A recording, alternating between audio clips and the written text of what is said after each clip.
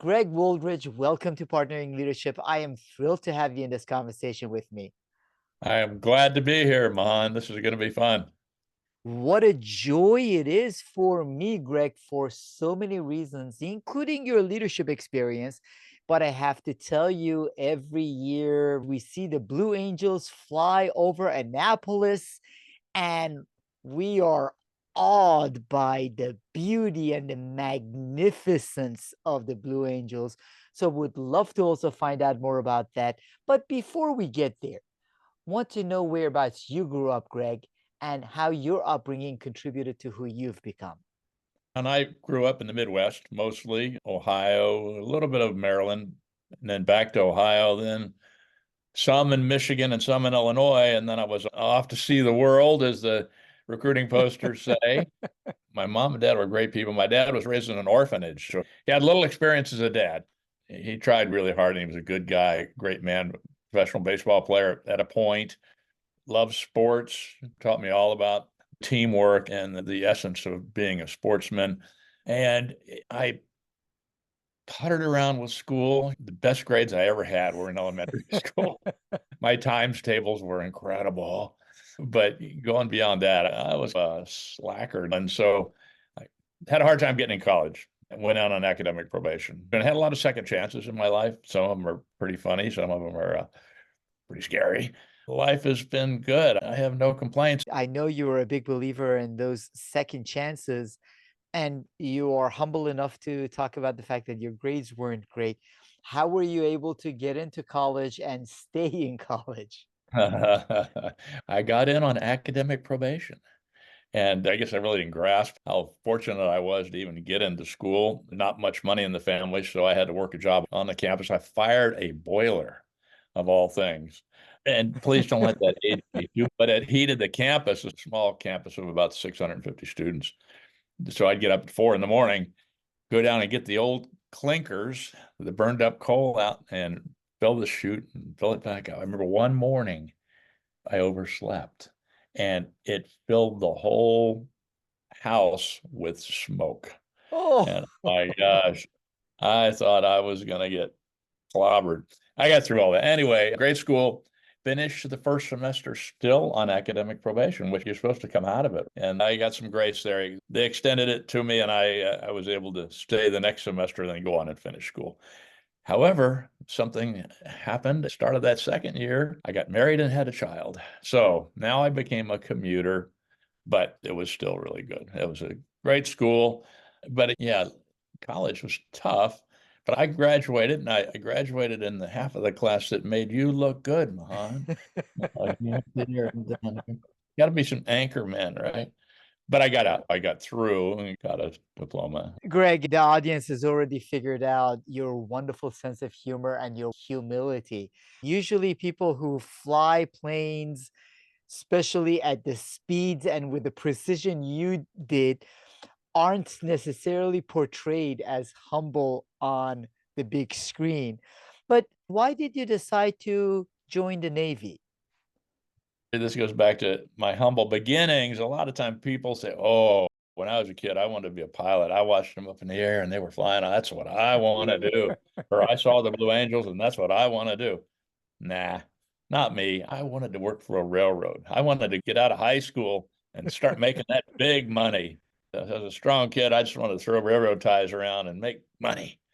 Boy, oh boy. Luckily, I got my college degree. And after I got my college degree, it was time to serve my country. And I wanted to do something that once I had served for my requisite amount of time, I could get out and get an airline job. The antithesis of what most young men and women now want to go in the military and fly a really fun, hot airplane, right? Now I want to fly a big old cargo plane. But my mind quickly changed when I got in the Navy. So that's how I got into the Navy and into naval aviation. And when I got into officer candidate school in Pensacola, that's where the Blue Angels were actually based. So every day when I'm out there marching on what we call the grinder, the big pad out there in the 90-degree humidity and 90-degree temperature, trying to look out the corner of your eye up at the Blue Angels flying overhead. And I'm looking at these F4s in those days and I'm going, maybe I do want to fly jets. And so that started that inclination, but no inclination that I'd ever fly with the Blue Angels. Even up until I got selected to lead the team, I had no confidence that I'd ever be picked. How did that come about? And what is that selection process like? I didn't apply as a wingman, as a junior officer. I knew I'd never be selected. My call sign in the Navy, everybody gets a call sign. Mine was rug dance. What it had to do with was I really pushed the edge of the envelope a lot, broke rules along the way. One of them, I was flying aerobatics over my house one day after hours in a training command squadron. I thought I was fine. I was over 3,000 feet. And the next day, in front of all the pilots, the commanding officer of that squadron said, "Hey, we got a report that there was they were orange and white airplanes that was flying aerobatics." I had relatives in town at the house. I went, "Oh, watch me, watch this." Oh. And I'm doing these loops and the rolls and stuff. And sir, it was me. I have to show some integrity here. And so I get called into his office. It's a carpeted office. I'm shuffling my feet in front of his desk. And that was known as a rug dance, shuffling, getting called on the carpet. And I survived that without getting canned. And then I did a few other things along the way. So anyway, I never thought with that infamy, which whenever you get a call sign, if you don't like it, boy, it'll stick like glue. A call sign can be humbling. It can bring you down from your haughtiness. So I never thought with the rug dances I did, the record I had, that I'd ever be selected as a wingman. So I just, oh yeah, they want somebody to apply. I can't apply. Finally, I led my own squadron. I'm in the ready room reading these things called naval messages before we had emails. And it said, "We want to take applications for a new flight leader of the Blues." And I smiled. In my ready room chair there, I leaned over to one of the junior officers next to me and said, "Hey, you know what? The Blues are looking for a new boss." I said, "Wouldn't that be something?"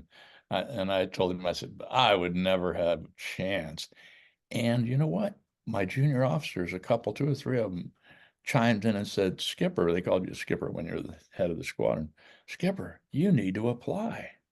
You'd be a great boss. Plus, you'd get us front row seats at the air shows." You know, I said, "Oh, you know what? They'll never pick me." But went about my day and I thought, you know what? In life, given an opportunity, if you never pursue it, you'll never know. There's a great quote, I can't do it verbatim, by Mark Twain about casting off your bow lines and heading out into the deep water. You don't know what's out there, but if that's where you want to go and you want that opportunity, if you don't do it, that'll be one of the things you regret in your life. I applied. I had a very thin endorsement package compared to some of the other guys. I went back to the interview process, and one of the fellows was the commanding officer of Top Gun. And another guy was a guy doing a F-14 Tomcat demonstrations on the East Coast with flowing blonde hair. And I'm thinking, it ain't going to be me. So I was very relaxed and very honest. I said, "Look, I'm going to speak my piece. I'm not going to hold back anything, sugarcoat anything, try to meet their expectations. I'm going to tell them about me, how much I love the people that work for me and the people around me, and how I love taking care of them, doing the right thing."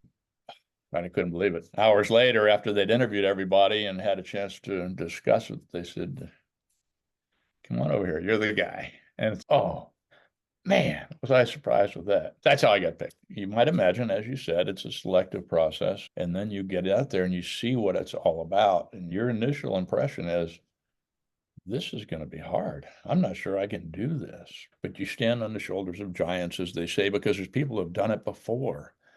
And you just take that into your heart. And the way we interacted with each other, 3 out of the 6 pilots each year in the Blue Angels are new to that job. So they all have to increase their competency, their performance, their trust in each other to a level they've never seen before.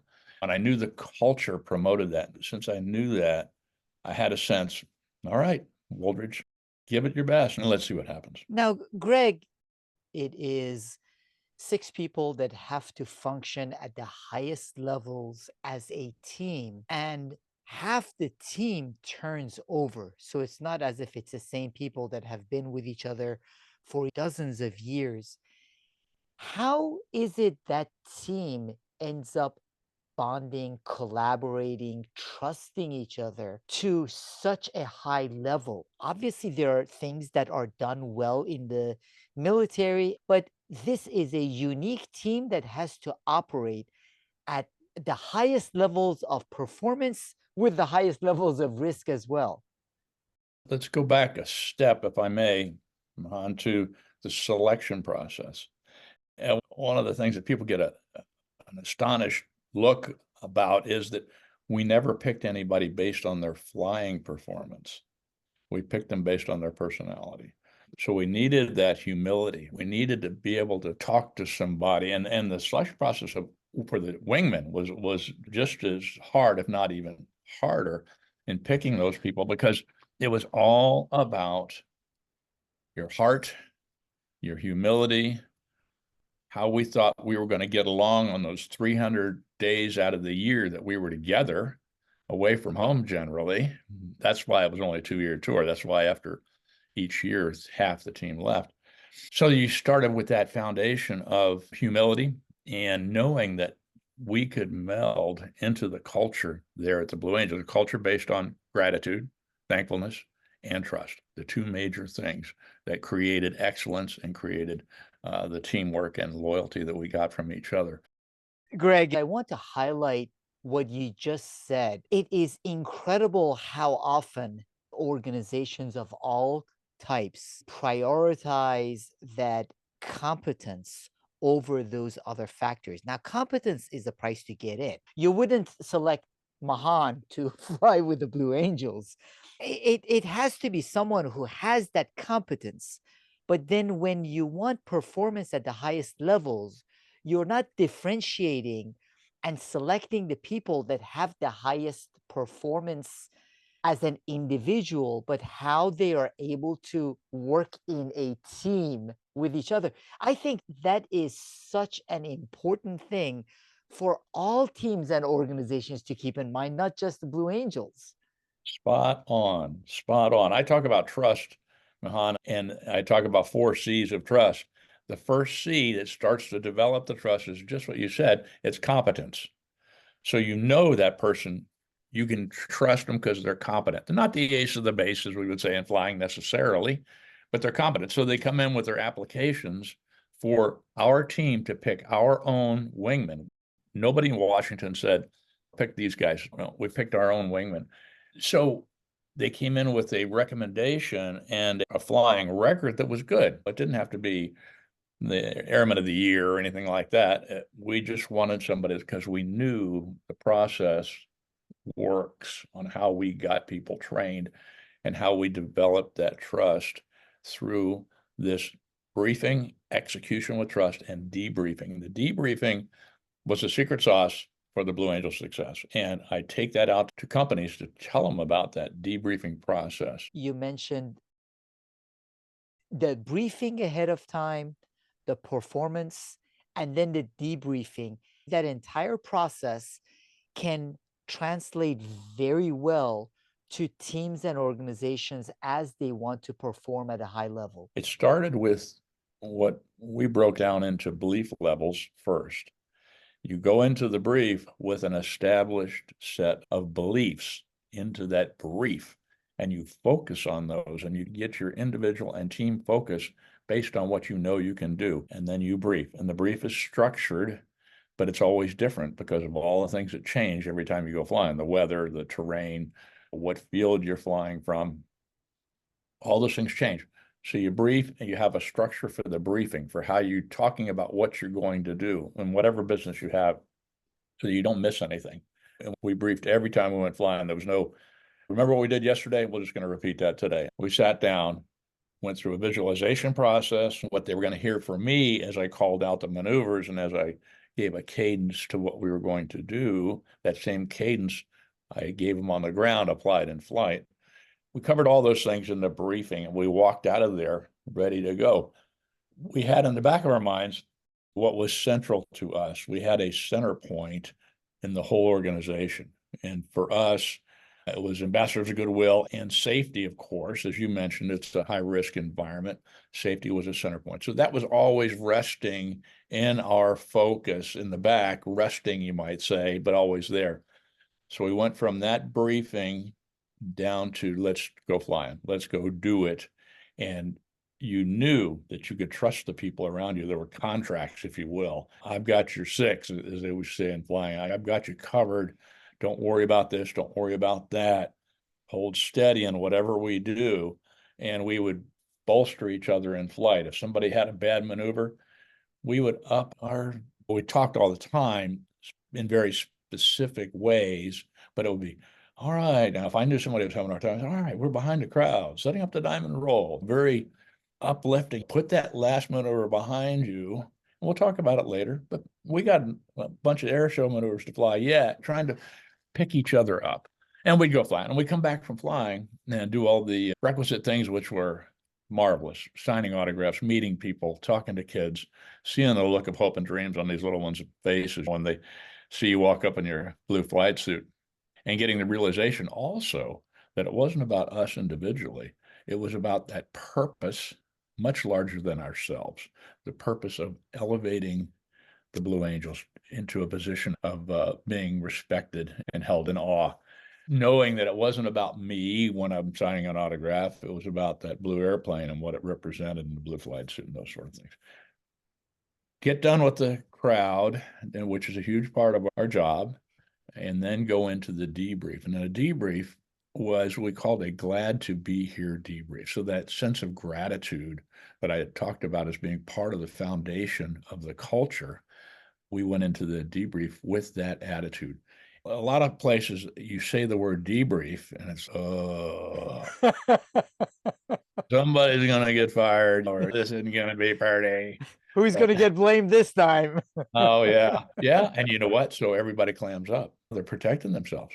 No, in our world, in the Blue Angel world, and in the world you can develop in a corporation, the CEO, the flight leader, the boss, me, the head goose comes in and says, you sit around, you have a sandwich, you get a soda, relax. Pretty soon I go, okay.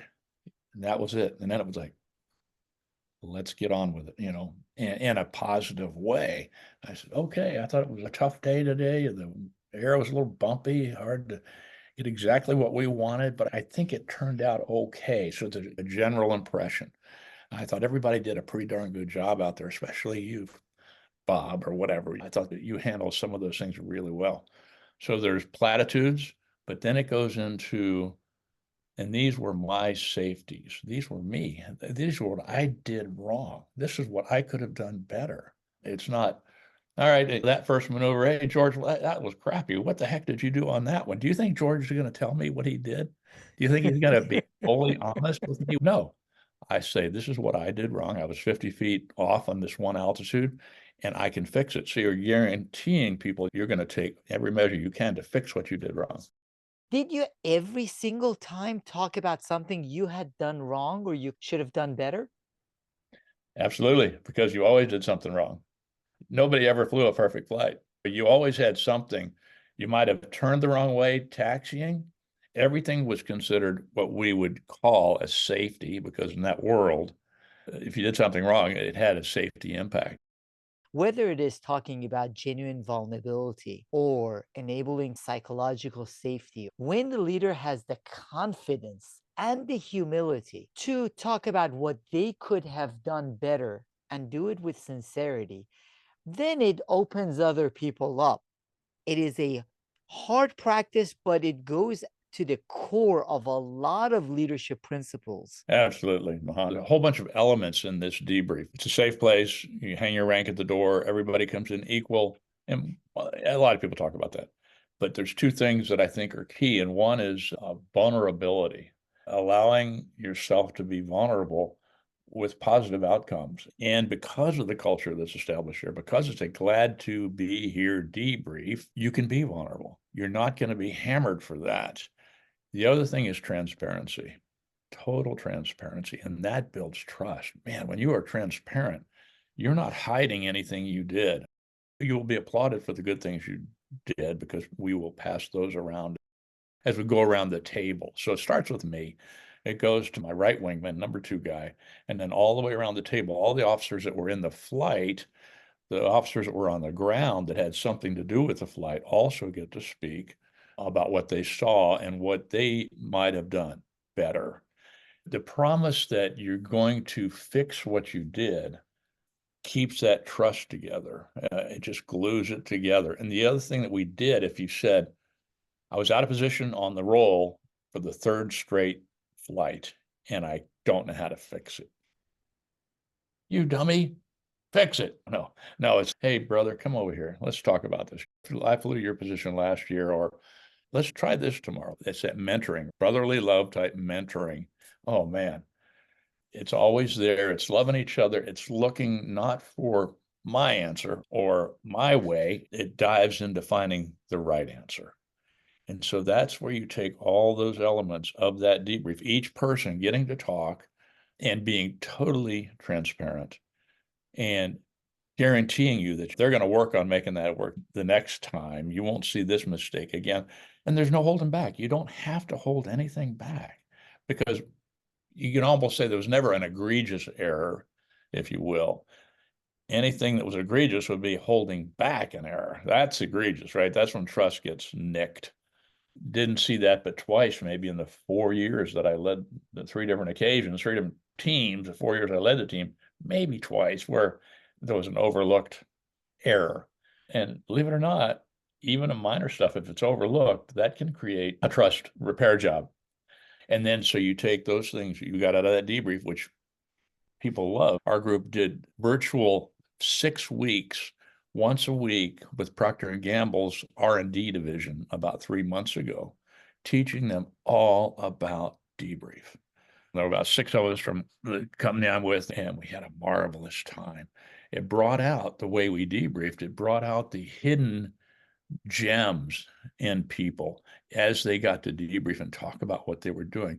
You know, people have trouble expressing themselves and they have a fear. I talk about fear in the workplace. What I like to say is it's not driven out, it's dissolved. You dissolve fear so people can be right wide open with you. I love this practice, Greg. It should be a regular practice, more frequent in a lot more organizations. There are 2 things. One, there is a checklist before major events, interactions that a lot of times people miss. And then the debrief afterwards, called a debrief after action review, done with transparency and with vulnerability. Now, one question I have with that is, the leader would go first, which is outstanding. Now, was there a level of giving feedback to each other? Because one of the challenges is, whether it's with post performance and at other times, is that we all have blind spots. And there are opportunities for improvement that we might not see in ourselves. How transparent were you with that? First, you volunteered what you could have done better. How transparent were you with what others could have done better? That's a great point. And we were forthcoming with that. Blind spots sometimes are intentional and sometimes they're not. In most of the cases that we experienced, they weren't intentional and maybe we didn't see something. Occasionally, one of my wingmen say, hey, boss, you had a SIMO. I'll explain that. You had a SIMO in the diamond roll.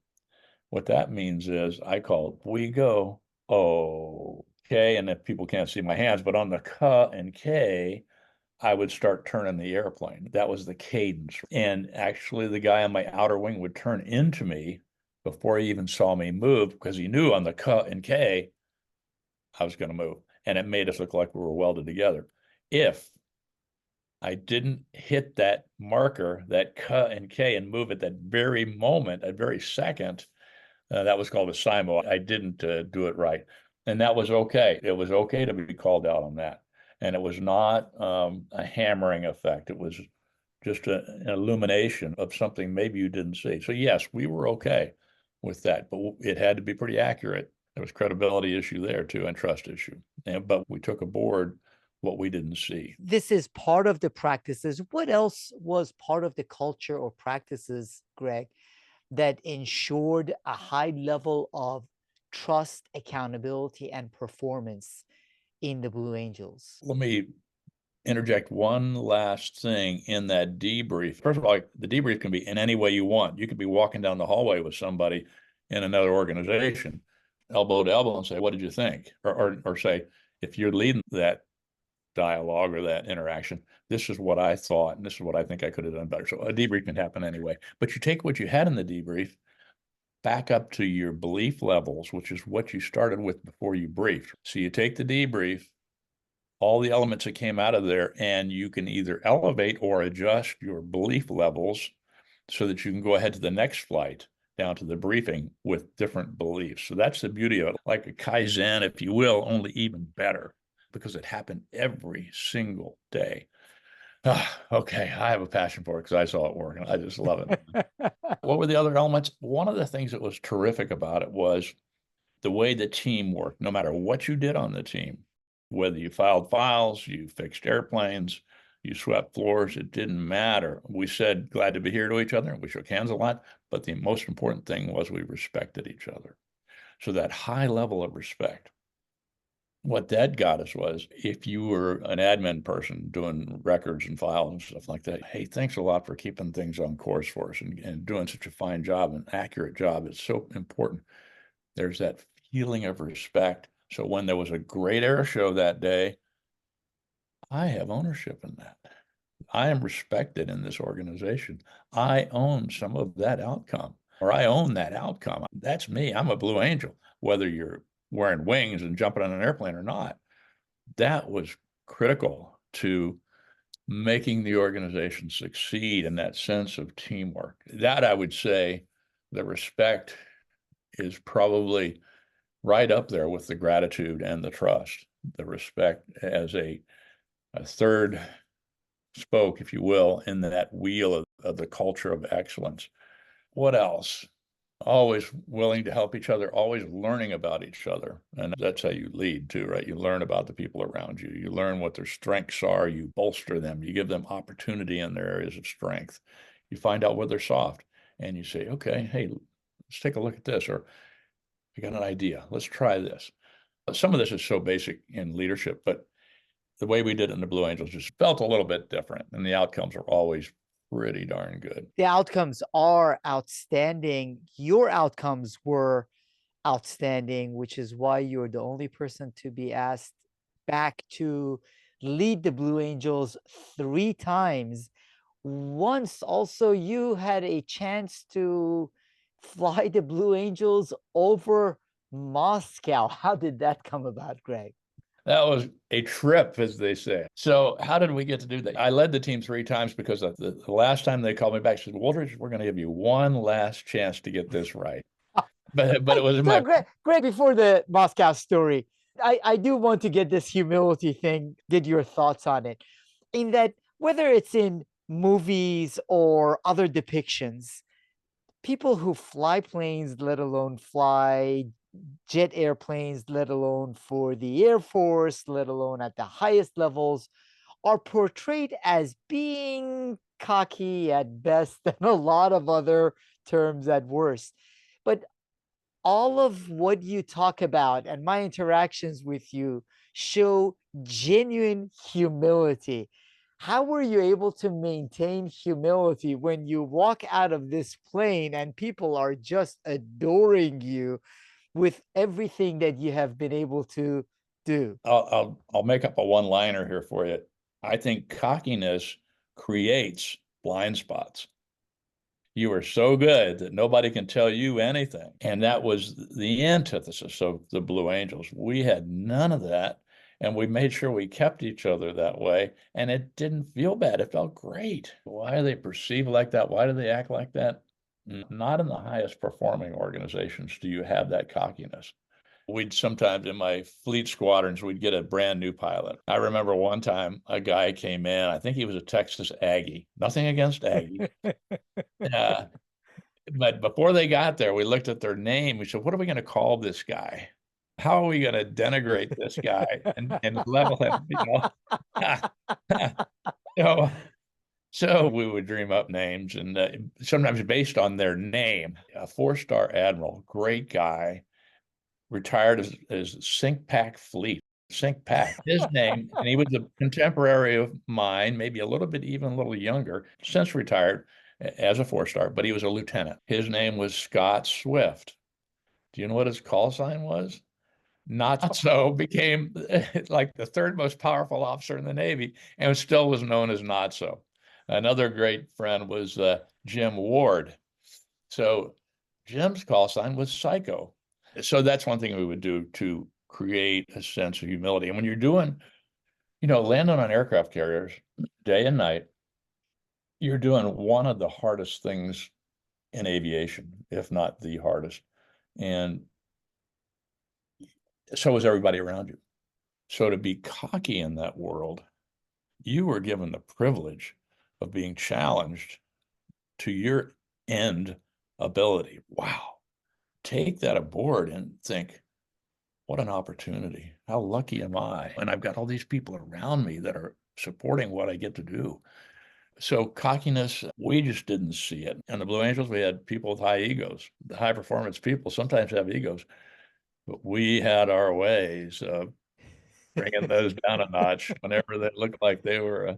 And we were just humble because what we did was so darn hard and we never got to perfection. I like what Vince Lombardi, the famous, maybe greatest of all time football coaches in the Green Bay Packers, one of his best quotes, and I won't get it verbatim, but he said, gentlemen, and now we have ladies in all endeavors, but in that case, gentlemen, today we're going to go out and seek perfection. We'll never reach perfection, but along the way, we're going to find excellence. And that was what we were like in the Blue Angels. Part of the reason you wanted to seek perfection was safety, of course. We would start out at the start of this flying season, we'd get down to 3 feet apart. That's closer than your faces to your computer screen right now, or your feet are to your head, 3 feet apart at 400 miles an hour, 22-ton jet, so on. By mid-season, we'd go down to 18 inches because of that. I told you about that elevating your belief levels and building trust. So you'd get that back to where we could even get closer. So throughout the year, going back to Vince Lombardi, we were seeking perfection, but the excellence would be reflected in getting closer and having that level of trust that we could be there safely. What a beautiful way of putting it, Greg. As we move up in organizations and we've glamorized a lot of entrepreneurs and CEOs, and some of us get bigger heads as a result, the recognition that you had that it wasn't just you, it was hundreds of people who were supporting you do what you were doing. That genuine recognition wasn't just in words, you felt it to your core, because that then changes the behavior toward others. And then the humility that it takes to constantly improve. It has to be confident humility, but overcoming the ego. I love this focus, Greg, because the listeners to Partnering Leadership are leaders in organizations. And while they admire the Blue Angels, and many of them get a chance to see the Blue Angels and are mesmerized, there is a lot we can learn from the way the Blue Angels operate as a unit that can then transfer to how we lead our teams and organizations as well. That's why I wanted to underline and emphasize that. But would love to know the experience and how you got a chance to fly these over Moscow. It happened in the 90s. The Berlin Wall had come down. The Soviet Union had divided into separate states. And we as a country wanted to have open the interaction with Russia and get to know each other and share. There was a proposal for one of the American flying teams to go to Russia and fly with the Russian Knights, their aerobatic team, and fly over Moscow. And so the immediate first name that came out was the Air Force Thunderbirds. We have a rivalry with them because we do similar things, but in a different branch of the service and a little different airplane. And I heard that the Thunderbirds were going to get to go. And I thought, oh, we should be doing that because the Thunderbirds went out of the country the year before into Southeast Asia. And I thought, okay. I'm going to jump on this. I was the boss. I was the flight leader of the team in my first year, knowing that this would happen next year when I even had more experience. So I talked to a bunch of admirals in the Pentagon. I said, Admirals, it's time for the Navy to get its due to get to go overseas and do something pretty unusual, revolutionary, if you will. And they said, oh, yeah, that sounds great. Blah, blah, blah. We got bigger fish. They didn't say we've got bigger fish to fry, but that was the impression. So I kept pounding away and pecking away, not pounding away, but pecking away at it, trying to find a way. And then I thought, okay, here's what I'm going to do. This might work. So I called Mr. Capilupo. I had been to McDonnell Douglas before Boeing bought McDonnell Douglas plant in St. Louis, where the F-18s rolled off the production line. He had given me a tour in 91, and he showed me how and told me about how he had to keep the production line open because when you have interruptions, your skill levels, the people that are contractors, et cetera, drift away because they got to make a living. So they're going to go do something else. So important to keep that line open. So I thought, oh, okay. So I called him after I'd been on that tour several months later. I said, Mr. Capilupo, I said, we may have a chance to take the F-18, your airplane, to friendly countries and others in Europe and Russia. But it looks like the Air Force is going to get to do that. And so we get into this corporate rivalry between the makers of the F-16 and the makers of the F-18. And so I said, Mr. Capilupo, we would love, and it's our turn, we would love to take your F-18s to these various countries. You already have contracts with Finland and with Spain. And let's see, because we not only did we fly in Russia, we flew in 8 total countries in a month's time, which is twice as many air show sites as we would have in the States in very difficult environments. Anyway, so I told him that. I said, I bet your senators would love to keep the people in northern Missouri fully employed at your plant making airplanes. Boy, I bet they might have something to say about who gets to go. And by the end of the week, ring, hey, Wooldridge, get your team ready. You're going to go to Moscow next year. And that's how it evolved. And so I think that was a personal victory, frankly. And we got it done. And then we went, and very successful trip. And documented in a documentary that was an award-winning documentary in the mid-90s. What an outstanding experience as you got a chance to fly all around the world, including over Moscow. Now, you mentioned the documentary. You've also been making or you've completed an IMAX movie as well. What is that and when is that going to be out, Greg? Let me give you a snapshot of how that happened. 5 years ago, I called Rob Stone, a good friend who had made the documentary in the 90s that won the Cable Ace Award. I said, Rob, Blues are coming up on their 75th anniversary in 2022, and they're going to fly a new airplane, the Super Hornet, jazzed up F-18, beautiful plane. It's time to do another doc. And he said, all right, boss. He calls me boss still, a nickname for the flight leader. He still calls me. He said, boss, that's a great idea. Let's go.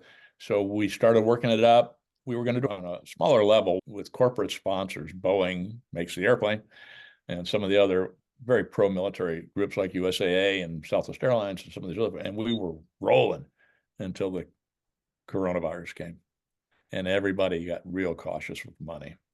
So we were at a standstill until I found, through a couple of great connections, Glenn Powell, who plays Hangman in Top Gun Maverick. I found a connection to him, not mine, but someone else that connected me. He loved the Blue Angels, grew up with a Blue Angel poster in his bedroom, and he said, we got to make this happen. This would be fantastic. And now it's getting blown up from just a couple of guys doing a less than $1 million documentary now to a much higher level. Went to the Creative Artists Agency. We did virtual calls with a bunch of producers. Finally found one that said, I'll produce and I'll find a way to fund it. And that was Bad Robot. Great company. Glenn Zipper Brothers, part of Bad Robot, said, we got to do this. And J.J. Abrams he's big in Bad Robot. I shouldn't say owns, but I think he's like the founding guy. And he loved the idea. So we got Bad Robot interested in producing. And then we found John Turner at IMAX, head of documentary, saying, this is going to be more than a documentary. This is going to be a feature-length film like Top Gun Maverick in documentary style. And I brought him down to watch the Blue Angels, watch the 50-foot flyover, almost supersonic. He said, whatever you need, let's go. Let's get it done. We're done with production, and we'll be out there in IMAX theaters for a run. And then Amazon Prime is going to stream it. It's just so exciting. It'll be out in May. Sometime in May, you're going to see a movie called The Blue Angels. So I'm just so excited. I got to be an executive producer on it along with other wonderful people, and it's so much fun. What a wonderful treat it will be to watch that movie. And it has been to learn from your leadership journey, Greg. I know you have vast experience after Blue Angels, whether at FedEx, running for governor in Oregon. 8 minutes of cardiac arrest. There is so much to your story.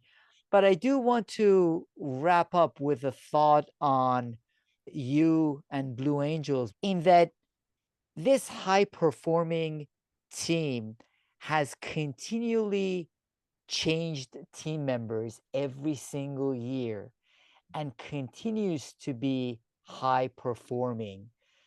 You've already alluded to some of the factors. What would you say are some of the elements that leaders of teams and organizations can most easily gain?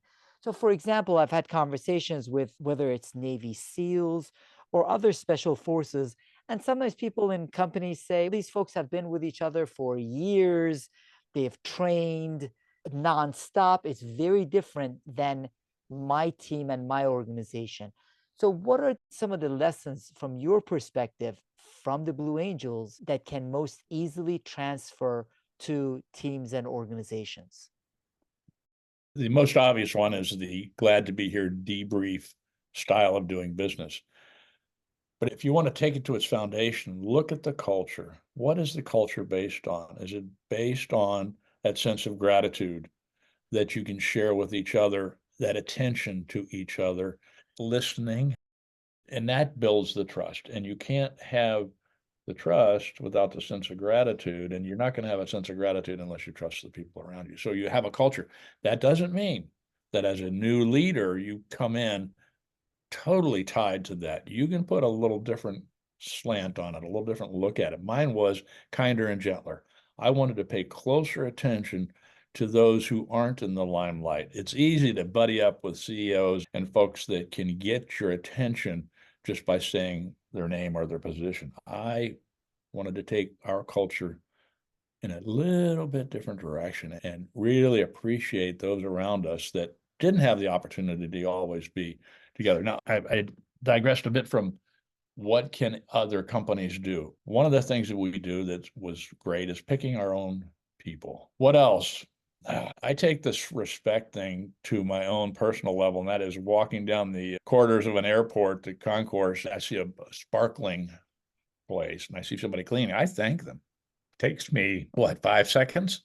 What does it do to that person? And what does it do to the outcomes from that person? Now, if you do that internally in a corporation and a company, get out and about and make people know they're appreciated. And I think it can change things. It's a beautiful perspective to have, and it is powerful. We need more of those practices and behaviors in all of our teams and organizations. Now, Greg, how can the audience follow your work, find out more about you? Definitely at some point in May, watch the movie in IMAX theaters. How can they connect with you? I'm on LinkedIn. That's my only social platform because I just don't really have time to do the other stuff. I probably would if I were more technologically savvy. But so LinkedIn, and I have had the joy of working with one of my former wingmen from my first team, John Foley. And after the cardiac arrest you alluded to, I couldn't fly anymore. I came to him and I said, how do you get into the speaking world? And he opened the door for me. So he had been my wingman. Now I'm his wingman. So John Foley, Foley, Inc.com. If you go to that website, you'll find a little bit of me on there. but a direct line would be through LinkedIn. And when the movie comes out, you'll see a whole bunch of stuff, promotions, and actually show up in the movie. I don't know. There will be a cameo of you, and I'm not going to say whether there's going to be a rug dance involved or not. There should be. I'm always doing something wrong. I'm the king of knuckleheads. Greg, what an absolute pleasure getting a chance to learn more about your journey, including with the Blue Angels. Thank you so much for joining the conversation, Greg Wooldridge. My pleasure, Mahan. Thank you, sir. This has been great. I've really enjoyed it. You're a prize, sir. Thank you.